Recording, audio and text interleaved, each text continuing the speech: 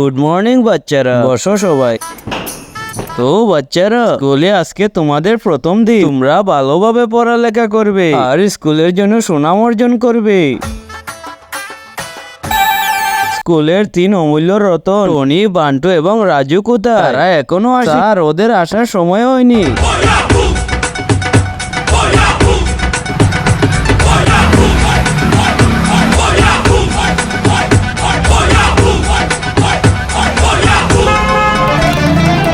আরে তোমরা কি করছো?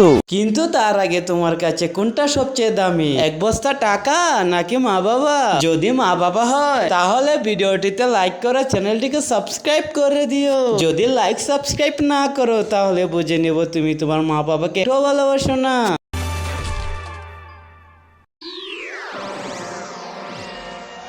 Hello sir, good morning.